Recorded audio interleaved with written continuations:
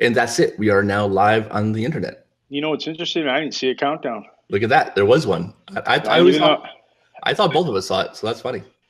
I've been assuming that you saw it too. Yeah, it's like five, four, three, two, one, and here we are.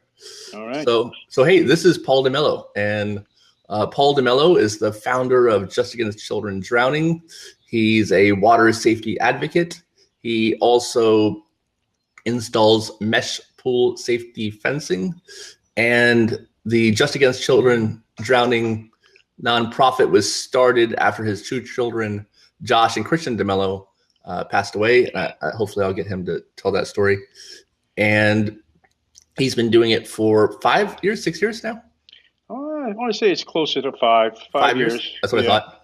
Yeah. 5 years now, and he's done bike events and runs and installed a ton of pool fences and a phenomenal amount of educational outreach and Facebook education and just a multifaceted, multi-prong approach to pool safety, which I really think is perfect, actually.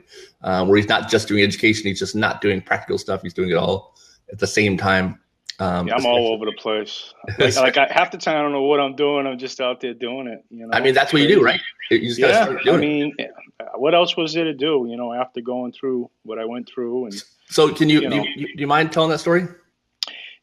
I've told it so many times I can never tell it all in full extent, and I miss my boys, Eric. I just miss them. And the day that I got that telephone call was the worst phone call in my life. And still today, I look back on. I mean, matter of fact, the other day I was in the gym with a very good friend of mine, and I was telling him, "Wow, I can't believe it's been 8 years." And I woke up and I wanted to cry, and I was fighting back those tears, and I'm asking myself, why am I fighting back these tears so much? Because I feel like I shouldn't be like in this position where I'm grieving them so much, But they told me, no, you'll miss them to the day you die, But yeah, pretty much the kids were with their mom, and their mom loved them to death, and the kids loved her too, And that's where it happened. So I wasn't there, so I probably never really will know exactly what happened. I can tell you there was definitely a lapse of time. We're taught that the first place we should look is the swimming pool. I know that today, and it was the last place that was checked. The twins got through to the pool area, and they both fell in. And a lot of times people ask me, wow, that's crazy. Both of them are gone. They both drowned. And yeah, I get it with twins. I remember watching my boys very closely, and they were always by each other's side. But anyways, we were separated at the time, and I had custody of my kids, and they were visiting with their mom at the grandparents' house. And that's when I got the phone call, and I remember hearing the screams, real loud screams, and I totally buckled. Like I ain't never been hit so hard like that in my life, and I remember falling down to the ground, and my oldest son come running out of his bedroom and scooping me up and basically bringing me to the car, and it was almost like I didn't know what to do. I didn't know how to respond. I never imagined something like that would happen to my little guys. They were only 13 months old. I was always concerned about my 18-year-old, but not the little guys. They were just so perfect and pure. And one of the toughest things I've had to do was survive this, survive my emotions. And I think, like you had when you introduced me and you talked about kind of being all over the place and and I don't know, I just had to get busy. And when you said it's been what, 5 or 6 years, that first year, a year and a half, it was like somebody cut my legs off. I just couldn't get out of bed. I was crying every single day. Matter of fact, I cried for like 13 months straight. Went to bed crying, woke up crying. But there was one thing that I held on to, and I got a phone call. I want to say 4 or 5 days after my little guy Christian passed away. He was able to donate his organs, and I remember hearing that that his organ got donated, his kidneys got donated to a little girl, 19-year-old girl. And it was like I was crying and smiling at the same time. And I don't know if you've ever experienced that, Yeah, crying yeah. and smiling at the same time. Mhm. So I knew there was something about helping others. And so that's when I knew I had to do something, anything, Um, and today I have a relationship with that family. And today I feel like my boys also gave me a mission. I'm like a dad on a mission kind of thing. And every day I pick this up. Every single day, some way, shape, or form. I got pictures all over my house about my twins. I got tattoos of my twins. I don't know. I adore them. I miss them. And a lot of times I feel like people are sick of hearing about them or seeing them. And that's that stinking thinking, I guess, that grief. But the fact of the matter is, only if you could have saw how I was when they were here. It was like hitting the lottery. I really enjoy being a dad. And there's just something about those little people that that unconditional love that they give you. And I think what I'm really trying to do is keep their spirit alive here on Earth through selfless labor. It's almost like a form of therapy for me, and It, it it, and, it- and you it know, I has never. helped. It has helped a great deal. I mean, I'm in a much, much, much better place than I was. I'm still in the middle of it at times. Um, and as you can see, I can go on and on and on about this stuff. There's something to be said about sharing the story. It's an opportunity and it's a privilege. Probably one of the greatest opportunities I have is to share that story. About my boys and what happened, and of course, always thinking about the solution and trying to take that tragedy and turning it into a gift for others. So they don't have to go through the same thing. It's almost predictable, and it's definitely preventable. The drownings continue to happen. You Go know, ahead, I Eric. I I had never thought of it this way before, but the kidneys, the organs, they were kind of the first donation of JACD. They were kind of the beginning of the Yeah, giving. yeah, that's awesome, and I like the way you put that because it really was because that's when I kind of made the connection. There was just something there about that.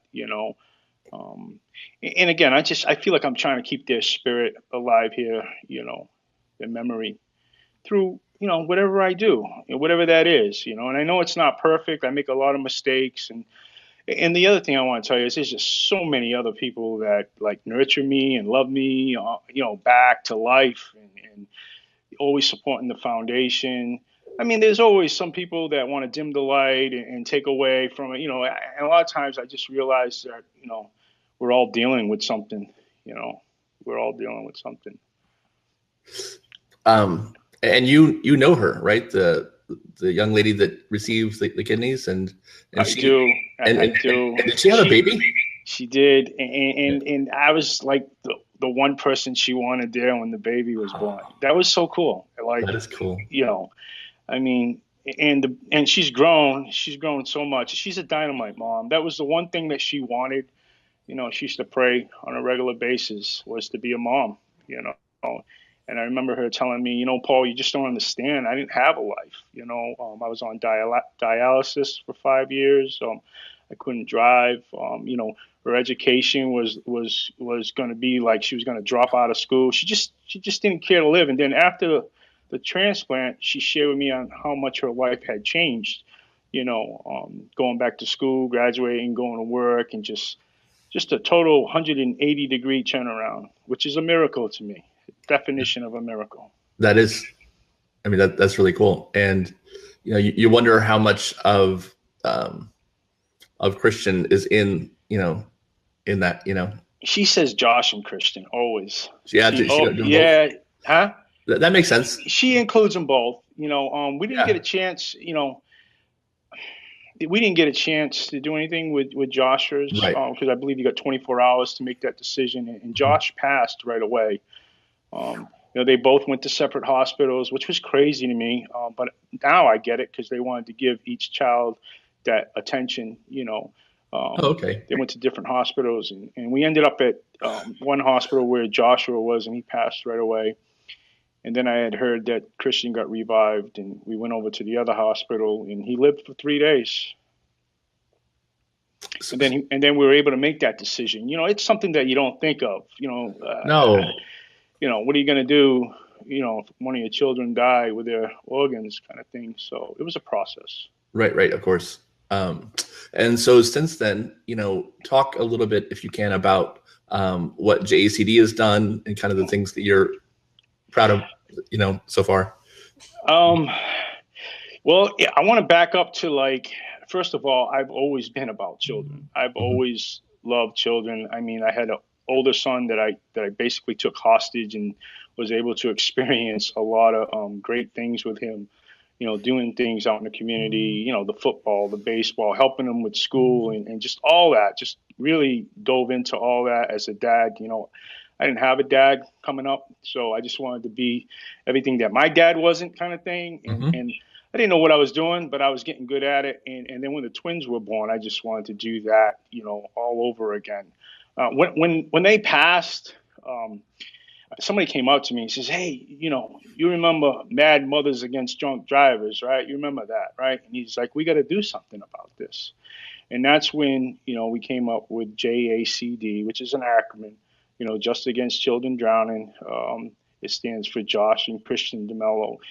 And basically that first year, all we did was register it and found that name. So there was about a year and a half there where I was really doing nothing and didn't know what I wanted to do. And I had been sharing with people. I don't know, there's something about sharing. It's just, again, it's a form of therapy. It just helps. I knew that I had to get with. I knew I wanted to get somewhere. I wanted to do something. Just didn't know what it was. So I had to get with people that had been through what I had been through in order to get to where they were at. And I had heard about the National Drowning Prevention Alliance, which I'm a member of and have been for probably 5 years now. And I went to that first conference, and the keynote speaker there was sharing about how he has the greatest job in the world. All he does is write checks, and I was like, wow, that's pretty cool. Maybe someday I can do that. What a cool Did job. you remember who that was? I don't, but I remember pulling him aside afterwards, and I was sharing with him. And Eric, I was like, I wanted to do something so bad, didn't know what it was. I wanted to do everything. It was like, and then he just looked at me and he said, "Look, just try to focus on what would have changed your situation, or what you feel would have changed it." And absolutely the fence, and I'm getting chills right now because I feel like it was something tangible, something that would have slowed them down, would have gave the mom enough time to locate them, So here we go. We got the foundation created, and now I have this thought about fencing, And I want to say it was the next year when I went there and I met you. So That's it cool. kind of, yeah, it's really cool. And it's just, I don't know, like sometimes some of the most amazing things happen when you just show up. And a lot of times all I did was just show up, Eric. And then I started meeting people, of course, constantly cultivating relationships and meeting more people. So DCF was another thing that I was dealing with right before the twins passed. So I kind of felt like I needed to help them and work with them. So I was trying to cultivate relationships with Department Family and Children as well. And so that's how we came up with one of the programs where, if you have a child in a home and there's a pool there, it doesn't matter where the child is or who you're staying with. If there's a child there in a pool and no fence, we will fence it, no charge, free of charge. And as you know, it's really hard to give away something for free sometimes. You didn't believe me when I told you that. I didn't. I Yeah. didn't. Yeah, and then I remember later on, you giving me that title there, Chief Giving Officer, and what an honor that is, and I wish nobody goes through what I went through, and there's a lot of us. It baffles me. It's overwhelming at times when I think about all the new friends I have today and that bond that we have. That was the other thing that I need to talk about, which happened at the National Drowning Prevention Alliance, is I was able to meet those people that had been through what I was going through and had been through, and we're doing amazing things, and they've helped me so much. Families United to Prevent Drowning is another entity that I'm dealing with, and I don't know. I don't want to tell their story, but I can tell you that I would have never gotten as far as I've gotten without them. Their help and their support and their love. Well, you can tell the story of the group. So, yeah, the group, because there's one individual that always says, there's not one silver bullet to this, and I think you know who he is, and he's an amazing guy, Blake. And this group, it kind of like offers like this multi solution to all these problems, because the drowning prevention arena is a very big arena. Drowning just doesn't happen in backyard swimming pools. mm-hmm. Although in my area, it seems like 3/4 of the time it's in a backyard swimming pool, but there's open water. There's children that are 18-year-old. I consider a child. 18 years old is still a child. So it's not just the 4-year-olds that are drowning. The 1 through 4-year-old, and basically it's a bunch of moms, dads, sometimes grandparents that have been a tragedy and lost their child through a drowning, that have come together, that are trying to give back something to the community as far as solutions in preventing drownings. They say I'm a professional at this. I don't feel like a professional. Again, half the time I'm just out there doing things, and I don't know what I'm doing, and I get nervous when I talk about other people's story. I feel more comfortable talking about mine. Because I don't want to mess anything up. But well, that's why I wanted you to tell yours, because I was certain I would screw some part of it up. So no, I get it. And I just tell the truth. Right. This is I was saying the other day that I have to tell the truth because my memory is terrible, and I can't remember what I lied about. So it's a lot easier for me to be honest all the time. Yeah, and all those families that come together, they're just doing so amazing. They're amazing. Yeah, the amount of collective good work they're doing together and individually is phenomenal. Yeah, and I believe it started with like six family members. And yeah, I think you were one of them. The sad thing. Yeah, I got there when it was J.A.C.D, right before it became Families United. Yeah, what J.A.C.D was, what does it stand for? I can't remember anymore. Journey, I think it's a journey. Oh, there it is. Journey, drowning and survivors. Yeah, drowning, journey and some. Yeah, I forget. I used to know it. It's been a long, long time, but yeah, it was J.A.C.D, which started through the NDPA, and then it kind of evolved into Families United. And yeah, the amount of good work they're doing is just incredible. It really is. It is. And the sad thing is we keep growing and growing and growing. Yeah.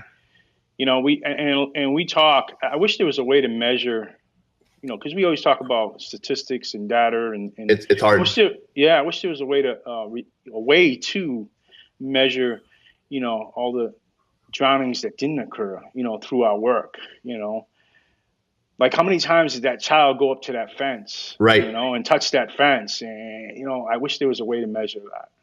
I used to say that I was, Michelle just told us, thank you. Journey after a drowning experience support. Thanks, Michelle. I was hoping somebody would chime in. I knew it. I just couldn't. It was on the tip of my tongue. That's Michelle J.A.C.D. I don't know if you know her. She's cool. Yes. She's come so far. Oh my God. Yeah. I tell her that all the time. She's like, "No, stop it." She's come so far. She's done amazing things. That's fantastic. But yeah, on the statistics, you're right. I wish.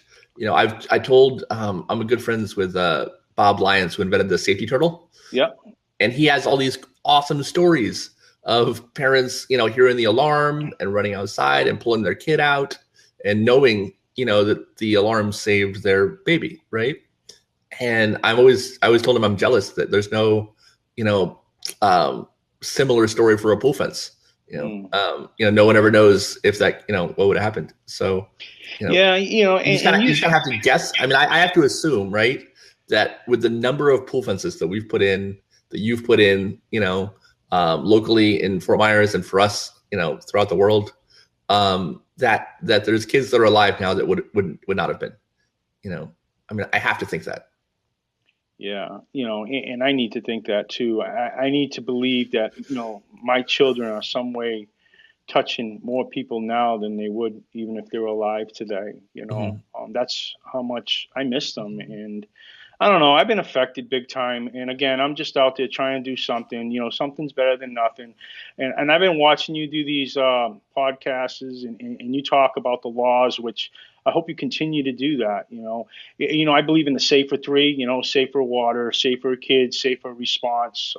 And there's so many of us doing great things out there. I continue to learn all the time. I didn't go to school for this. I didn't ask for this. I feel like I was just dealt these cards, and I'm trying to do the very best I can.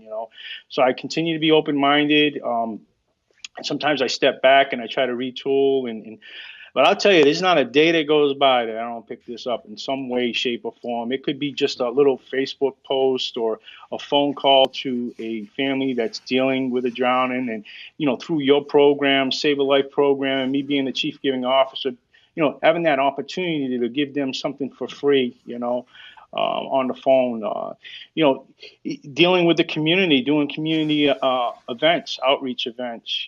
Sometimes there's like 500, 600 kids out there, and being able to talk to those moms and those dads.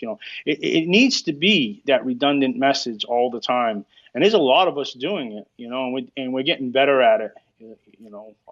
And you're a big help, Eric. I try to thank you all the time. You're doing big things. Well, thank you, man. I appreciate that. We try, and it's a long, long journey. It seems like. Did you see where I tagged Judy Fernandez? No, I didn't. ISR. I think you saw that. Oh, for ISR. as a possible guest. Yes, yes. I was Awesome. hoping she saw that because, Yeah, like I said, I'll I find her. continue to learn. The other thing I saw was the survival, rescue skills. I think it was about 6 months after my kids passed. Like Hmm. I said, the fencing. I felt like the fencing for sure. That one tangible um, barrier layer Yeah, of prevention that would have helped them. Although, like you said, if you give a child enough time, chances are they will figure out how to get around a barrier. So of it's course. always about adult active supervision. Somebody needs to be watching those children. But the survival skills and swimming lessons are so important. Like the last layer of prevention type of thing. And Judy, just recently we had a conversation. She was just trying to feel me out, see where I was at with those type of lessons. And I'm absolutely all about swimming lessons too. I believe every child should learn how to swim. It's something that we're talking about right now. Me and Rhonda with our little guy that we have staying with us, Victor. He's 3. We don't have a pool. We chose not to have a pool in our backyard, but who knows? That may change someday. And we do live in the state of Florida. He is Right. 3, so it's time. It's a big responsibility, but it's also very important. My grandson Liam, he's what, 18 months now. I've been pressing on my oldest son to get him lessons. You know, I'm not in the forefront, so I can't make those executive decisions for him. All I can do is put it out there for him. Because I believe everybody should learn how to swim. Very important. Same thing with CPR. I believe in even bad CPR saves lives. So I am about those things. So, anyways, what I had learned from Judy, right? Because I had saw the infant survival rescue. I don't even know if I'm saying it correctly. Yeah, I had it's infant survival rescue or sometimes infant survival resource, but it's both. So you're good. okay. Yeah, and the first time I saw that, the child was fully clothed in the wintertime, and my boys had drowned in the wintertime. They were fully clothed, and I watched them flip upside down, and they were actually crying, which I felt was kind of like an alarm almost. Um, and I walked away again in tears, and I felt like if my kids knew how to do that, they would be alive today. So I believe in it, but then over the years, you hear all these mixed messages and everybody's got opinions and stuff like that. So I just kind of chalked it up as, it depends on the instructor and it depends on the child. If you have an extremely good instructor and a child that's capable of doing those skills, it works. And she brought to my attention, it also depends on the parent. And I was like, well, wait a minute, what do you mean? And she explained to me sometimes sometimes the parent will show up to lessons all bundled up with so much fear, that it's almost not transparent, but it's almost passed on to the child. And then the child begins to act and behave like that, So she opened my eyes to that, constantly learning about this, always. Right? There's so much to it, right? More than you would expect, I think. Absolutely. And Absolutely. And I didn't so, even know I was going to talk about this morning. I want to give you an opportunity to talk and share about the laws, because well, yeah, you I wanted break to it talk about down. the law, because I don't get sick of talking about the law, because I don't think a lot of people know that the law in Florida last July changed.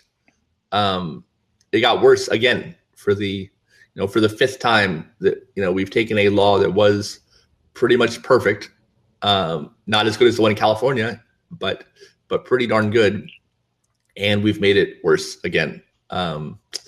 And this one happened in a very weird way that we're still not sure about, where it slipped in kind of right at the last minute, and um, a lot of people weren't notified. Most people, even in the water safety arena, don't know that the law changed in Florida, They which is don't. They right. You don't. didn't know. I didn't know. No, You didn't and know. we go to these meetings. We have a meeting about the meeting, and Right. National Drowning Prevention Alliance, Families United. The coalitions, Healthy Kids. I can't tell you how many meetings I attend or used to attend on a regular basis, and nobody really knew. Right. And if you and I don't know, then who does? Right. I Right. mean, I live and breathe this every single day. It's my whole universe. If I don't know, and the same for you, then certainly John Q. Public doesn't know. So, essentially what happened is the law used to require a 4-foot barrier that had to meet certain specifications, that isolated the pool from the home, and it had to have a self-closing, self-latching gate. And that had to be in place when a new pool was constructed. Old pools were grandfathered in, but if you had a new pool, you had to have a pool fence. And it was a great law. It was really effective. But then there was some lobbying, and they decided that the gate was too expensive. It was too much extra work. So they said, all right, you have to have a pool fence, but not with a self-closing, self-latching gate, just the regular manual opening will get the job done, which, as we all know, everybody recommends having a self-closing, self-latching gate, right? Then the next thing that happened was they said, well, what about these alarms on the doors and windows? And those were allowed, in addition to a pool fence. First, they had to be hardwired into the house where they couldn't be shut off or taken down. And then they allowed a battery operated alarm, which what a lot of people did, and this is terrible, is they would put the alarms up, they would pass code, and then they'd take them all down. And that happened for a lot of people. So then you could get the alarms or the fence. So the newest thing is that you can get the cheap door and window alarms that are battery operated, or you can get a pool fence without a gate, or with a gate if you want. Or now you can get a floating pool alarm inside the pool, which previously the reason they said that the alarms on the door and window were okay were because it was still about prevention, right? We were still, stopping the kid from getting to the water. But these new alarms don't go off until the kid is underwater, until they're drowning, essentially. So which is terrifying. So to think now that our law, you can be in compliance with the law and have something that lets your kids start drowning before you know about it. And those alarms have a host of issues with them. They don't go off right away. If they're on the wrong end of the pool from where the child slips in, especially if the child walks down the stairs, which happens all the time, they don't go off. I have a video of my dealer in Port St. Lucie. His son, he's a man, he's like 30 something. He's got his arm in the pool and he's swishing it back and forth. He's just making waves, and it takes a minute or two before the alarm goes off. And that's way more than a baby would make. It takes a while. It's the bare minimum. It's the bare minimum. Yeah. It's down to the bare minimum. And it's totally against what we've been preaching out there, which is the multiple layers of prevention. Mm-hmm. The more layers of prevention we have, the better off we are. Yeah, And that includes the swimming lessons, the CPR, all of it. the fence, the alarms, Yeah, all of it. The water watcher, all of it. all of it. It's all of it. And it sounds like they're just going to the bare minimum. Absolutely. Yeah, and those alarms, they false alarm too. Rain, wind, and I know, people are practical. This has to work for somebody's life. And if somebody actually has kids and they have this floating in the pool, the first time that pool alarm goes off on accident from the rain or a raccoon or something, when their 1-year-old is taking a nap, my mom would have chucked that thing in the canal. That would have been the end of that, I think what the problem is, right, is the people that think it's never going to happen to. Yeah. Because chances are, if you were sitting in a room, some of the rooms that I've sat in, the people that are discussing, having that conversation, discussing that conversation all the time about drowning, something like that would have never fly, So it's the people that they think it doesn't happen to them. It's going to happen to somebody else. It happens to these far off people somewhere else. They don't want to open their mind or even think of the unimaginable of something like that happen to them. It's too late. Yeah. So we have to reverse this Florida pool safety law and get it at least back to how it was a year and 2 years California. California. Let's just go for it. If we're going to do it right. Yeah. Right? California already did it. Yeah. You want the way. You want to describe the California law? I love the California law. I don't know if I know it, probably like you would or some others, but I do know it's a double layers. It's a multiple layers of prevention where you got to have one tangible. It could be a cover. The automatic cover that goes over your pool. It could be a net. Those nets that they have that go over the pool, or it could be the fence. Which I would recommend, the removable pool fence. So it has to be that, something physical. And then they go into, it has to be one of the alarms, which, could be the flotation device, the one that, my less favorite, or, the hardwired alarms, or, the battery operated alarms. So there's two there. And I want to tell you, for the last year and a half or so, I've been thinking about that, and it's perfect because, hope to God I never do, but I have never heard of a drowning where there was both of those in place. I just haven't. To be honest with you, I've heard of them where there was just a fence. Like you always say, you give a child enough time, they will figure it out. Or if it's left open, left open. I think the only times I've ever heard of a drowning with a mesh fence, and never our fence, thankfully, but other mesh fences, is when it's been left open, Yeah.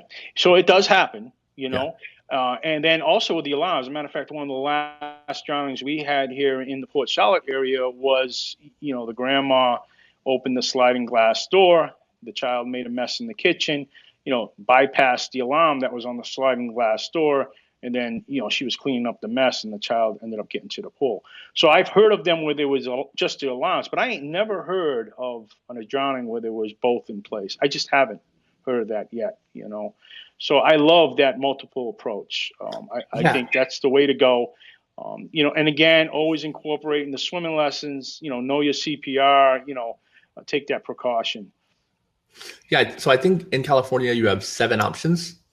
And you have to pick 2, like you said, and what's especially good about that is it uses the idea of layers of protection, which we all know is the solution to, water safety. If pool safety does have one silver bullet, right? If there is one solution, it's the idea of layers of protection. It's, the one solution is using lots of solutions, and what's cool about the law in California is it's taken that proven method and put it into legislation, which hasn't happened anywhere. So yeah, the California law is so good, and I hope the rest of the country, other states adopt the California law.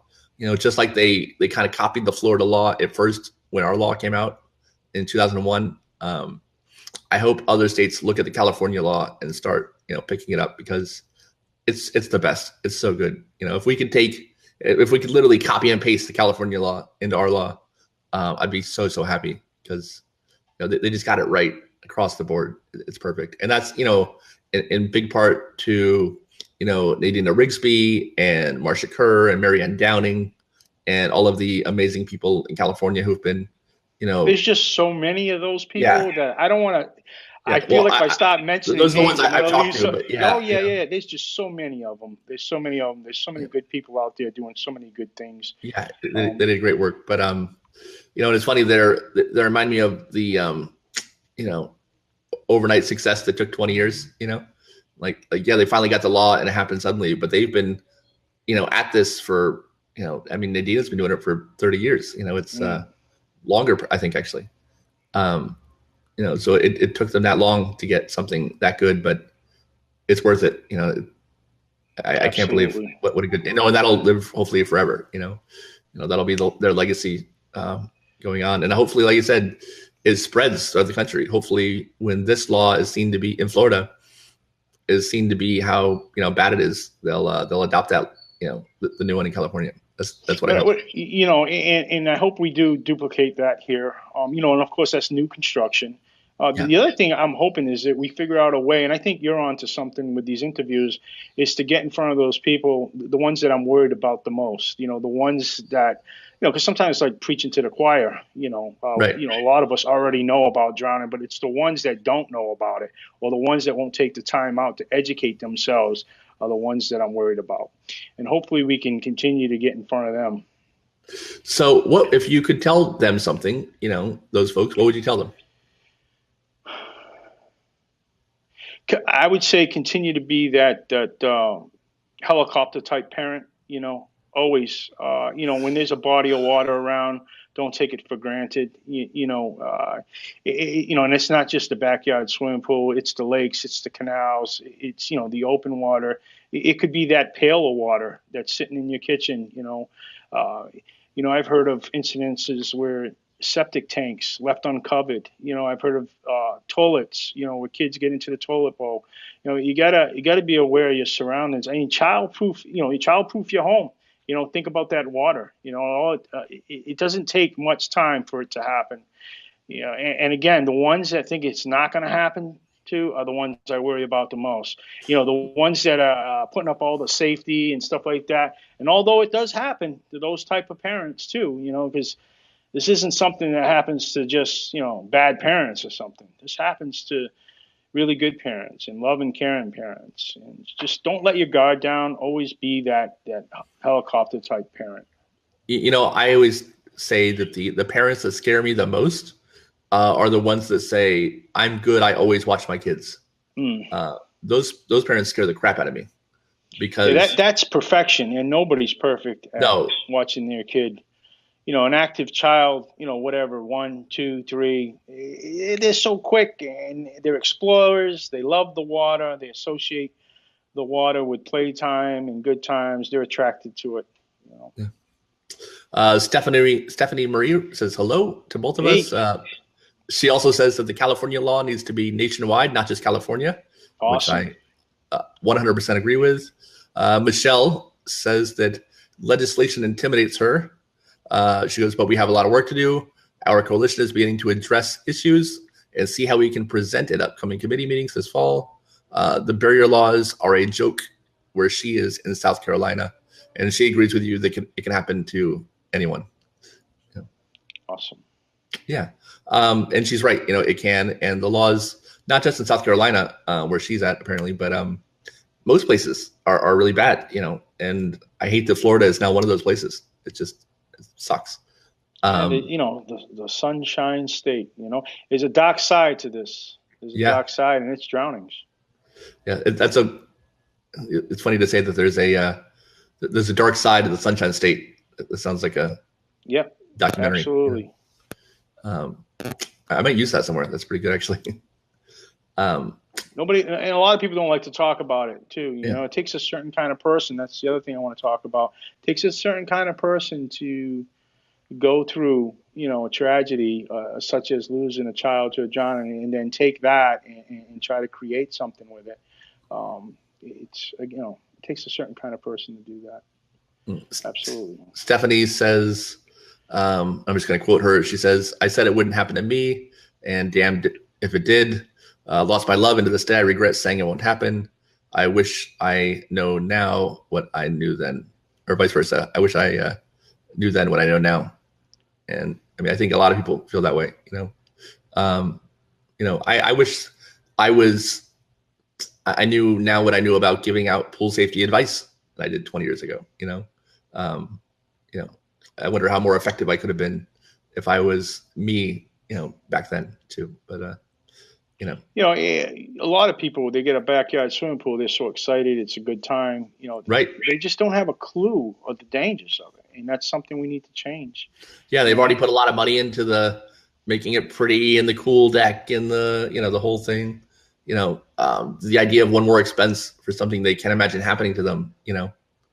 Yeah, and a lot of times when it happens, they're having a birthday party, or they're having a celebration, they're having a barbecue, or 4th of July, or it always happens sometimes during those type of events. They're enjoying that backyard swimming pool, and then of course when that tragedy strikes them, that becomes like the worst day of their life, kind of thing. So let's go through it real quick. You said that you thought for Josh and Christian, what do you think would have saved them? Oh, absolutely. I believe a fence. Because the mom was knew they were missing. Started searching the home, went into the garage, went to the front yard, and then the pool area was the last area that was checked. And supposedly she jumped in the pool, and she was topping her class in CPR when she took a class for it. She did, but she got jammed up when it came to the twins, and she was in the water. So I believe that fence, it would have slowed them down. They were 13 months old. They weren't really walking. They were premature when they were born. So they were kind of like surfing, they would stand up and surf, and a lot of crawling kind of thing. The fence would have absolutely stopped them, I don't know if they could have, maybe we could have taught them face up first type of skills, roll over and float. Yeah, but definitely the fence. So besides the swim lessons, the fence, what other layers of protection do you recommend? Well, it was January. It was January, and a lot of times in the wintertime here in Florida, what we like to do is open the sliders because we want the fresh air to blow through. So, if the slider was closed with an alarm, I'm sure that would have helped. But always check the pool first. Child goes missing. Matter of fact, check any body of water first. If there's no pool, check the canal, the pond. Always check, Always go there first. I think it's perfect. Yeah, I think if you get kind of those few key things, the lessons, the fence, locked doors, alarms in the doors and windows, some kind of alarm in the pool, Eric, CPR, all of it. All of it. Like you said, the one silver bullet, the one layer is multiple, right? The more, the better, right? Yeah. I mean, sometimes we get no do-overs, so. What are you gonna say? Go ahead. I was gonna say, I was just thinking about the child that knows how to perform and swim and all that. I mean, we still, they're at danger too. There's no child out there drown-proof. Sure. Yeah, absolutely. And I mean, that's kind of, that idea that a child thinks they know how to swim. That's why water wings are so dangerous, right? Is the kid takes the water wing off, thinks they can still swim because they were just doing a great job 10 minutes ago, and they jump back in the water and sink, right? You talk about that, and I think about the ladders. I don't know why some of these things aren't outlawed. The water wings. We know how we all feel about them. The people that we talk to on a regular basis and have conversations on a regular basis about drowning prevention. But what about the rest of the world? How do they feel about it? They probably think it's a good product because it's sold, at a very cheap price. Same thing like the ladder, those A-frame ladders. They're very dangerous. We got tools. We have resources, when it comes to the fencing. We also have tools and resources when it comes to ladders and life vests.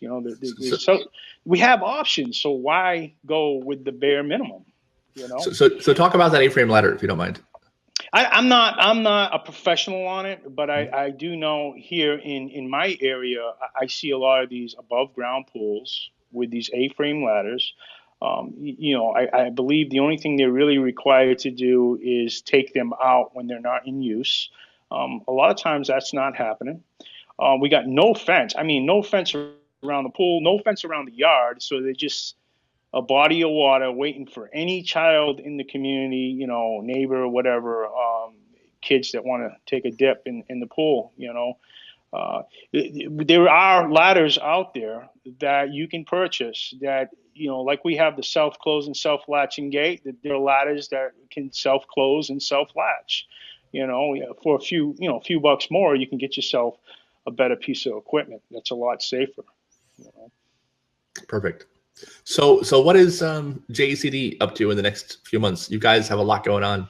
Well, we can breathe a little bit better right now, so Yeah. I'm going to try to enjoy that. Events are hard to pull off. Yeah.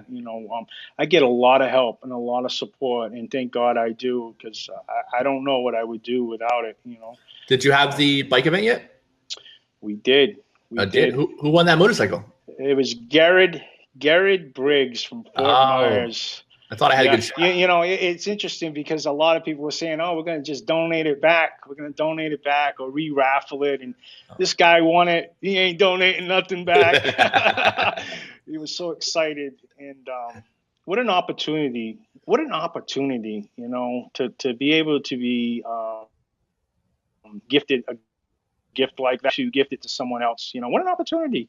Yeah, how cool is that? It's way cool. It's way cool. Yeah. It's kind of like the same opportunity you gave me, Eric, when you said, "Hey, you want to, take on this chief giving officer position." As difficult as it is sometimes, I don't know. I feel fortunate that I'm able to do that. So to explain that a little bit, in case anyone doesn't know. Yeah, it's a nationwide program. Yeah. Pretty much, I believe we do 25 to 50 a year. Mm-hmm. And it's something that's not easy to give away. A lot of times somebody goes through something like a near drowning or fatal drowning. They just want to move away or fill in the swimming pool and just, crawl into a hole somewhere or something. But anyways, when we finally have a family that we can be open to receiving the gift, the idea is, especially if there's other little children there or you just had a near drowning, is to have that pool fenced off. It doesn't cost anything. It's a nationwide program. So if you've been affected by a fatal or non-fatal, a loved one, been affected by that, Lifesaver Pool Fencing will provide, a fence at no charge. And a lot of times it involves me emailing or texting or having a conversation with the family. And then, of course, we got to locate an install person. And I'll tell you, there's been situations where the install person has to drive 3 to 4 hours. I want to say a couple of times they had to spend the night at the family's home, to get the job done. But we always seem to figure it out and get it done. Yeah, that just happened in Texas. Wade Cannon drove several hours. I don't know how many. And yeah, he stayed overnight. And I mean, he put in 2 days away from his wife and his kids and his life and his business to go donate this pool fence. So yeah, I mean, the work you do with that is phenomenal. I don't know how it would work, without, having you to reach out to the family, because when I did it, it's hard to talk to a family who, just lost a child fatally, non-fatally. And even though I've heard far too many of these stories, when they hear from you, they get not just a fence, but they get support and reassurance and, someone who understands. And I think that has as much value, if not even more maybe, than the pool fence we give them. So I think, you talking to them is, in my eyes, just as much of a gift from the Save a Life program as the pool fence. And I don't know if I've ever expressed it to you like that before. Well, but, sometimes nobody else gets a grieving parent better than another grieving parent.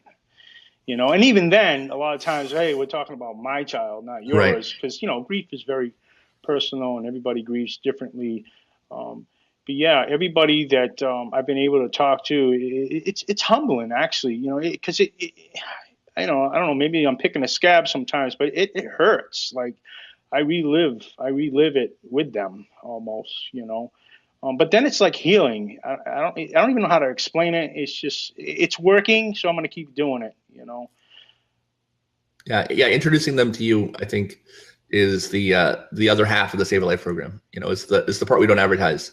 That not only do we give away a pool fence, but we introduce you to Paul. You know, who can help you along the way, which I think is Yeah, and invaluable. it's definitely been, and again, I'm thankful because it's definitely been a form of therapy for me. You know, there's something to be said about helping others. You know.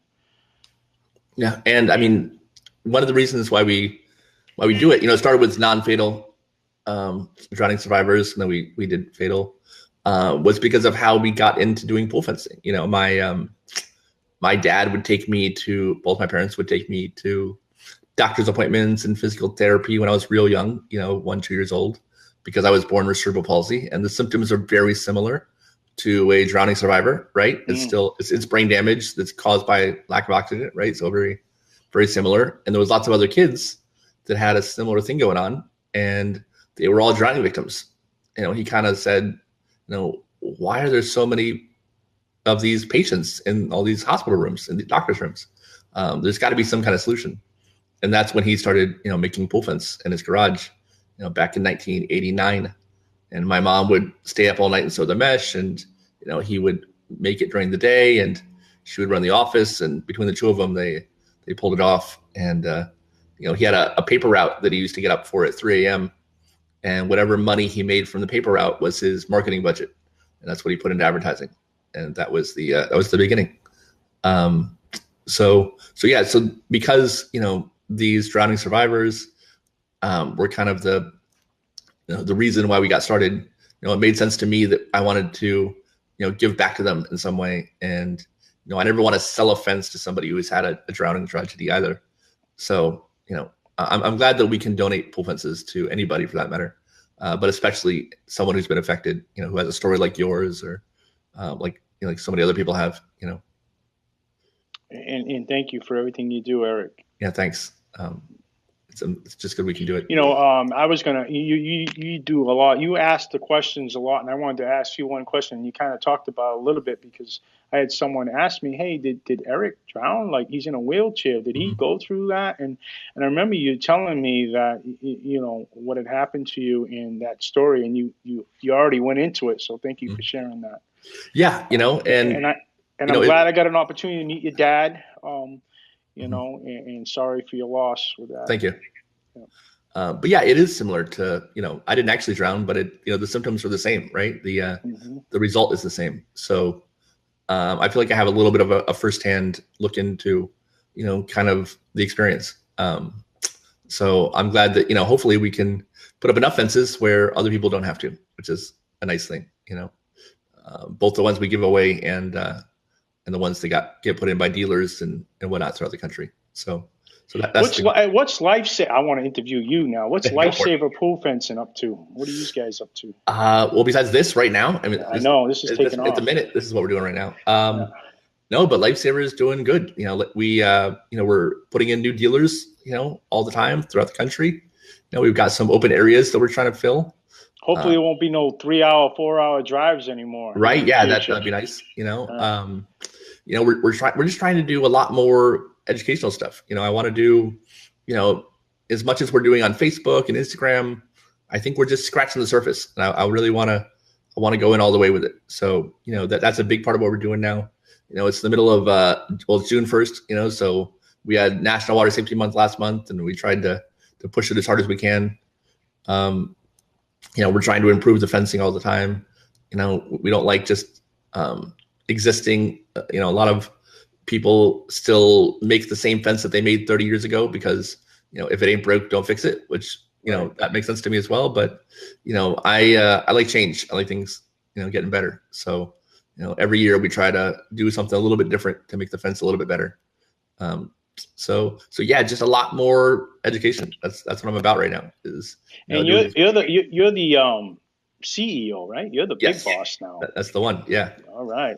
Well, I have been for my big dad. Boss, big boss with a big heart. Oh, thank you. My dad retired the first time when I was 21, 22, and I took it over then. So I've been running it for, how old am I now? 36. So 14 years. I've been kind of running the show, frighteningly enough, as terrifying as that is. Hey, you know what I just realized? What's that? It's more fun interviewing you than interviewing me. You know what that means is you should start a podcast. I know. Right? Yeah, bring them on. You're giving me more work. That's what you're giving. Yeah. you should be doing this. Yeah. You know, Eric, no matter how much I do, I always feel like it's never enough, Eric. Right. It's crazy. It's just crazy like that. It's going to take all of us doing this, But again, the one audience that I really want to reach are the ones that think it's never going to happen to, Right. They just think those are the ones I want to reach, really. And I hope we've been able to touch at least a few of those with this here. Yeah. Stephanie writes that she wants her husband to be a dealer, but financially they don't have the funds for it, and there's not even a fundraiser. Let's do a fundraiser. Let's get it Why done. not? And it's not that expensive. But she says there's not a dealer in Jersey, and that's not true. Actually, we have 3 dealers in New Jersey. We have a northern, a southern, and a central Jersey dealer. One is in Philadelphia, and he travels over. But yeah, we definitely have dealers in Jersey for sure. And Michelle, you're right. I think we do need one closer to Charleston. Absolutely. 100%. Be careful what you ask for, Michelle. Yeah, I will, because I will make it happen. We'll have her out there. Yeah. I'm into it. We have a bunch of female distributors. They do great. Marty out in Oklahoma is killing it. So hey, Eric, I was thinking, you think you could come up with a drill that drills the holes out automatically, like press a button, just go, come back. Right. Come back 6 hours later. I think you can do it. It's got wheels, something. Yeah. That'd be cool. That's a good idea. Speed up production. It is a good idea. Yeah. I usually come up with good ideas. I just don't pursue them. I don't know what my problem is, but somebody like you could do it. Put it together. Figure it out. Gotcha. Well, is there anything you want to leave people with before we wrap this up? No. If anything, just share it. Drowning prevention needs to be a message, a redundant message. It needs to be shared over and over, and let's not stop having this conversation. Gotcha. And where can people find J.A.C.D if they want to learn more about you or give you money or whatever? It's a long one. JustAgainst ChildrenDrowning.org. It should pop right up, our website, and everything you need is right there to contact us. Perfect. Thanks, Eric. Right. Thank you so much, Paul. You're awesome. I appreciate it. And the work you do is amazing. It really is. Yeah. Right back at you, Eric. Thank you for everything. Thanks, man. All right. You guys take care and have a good day, everyone. You too. Bye.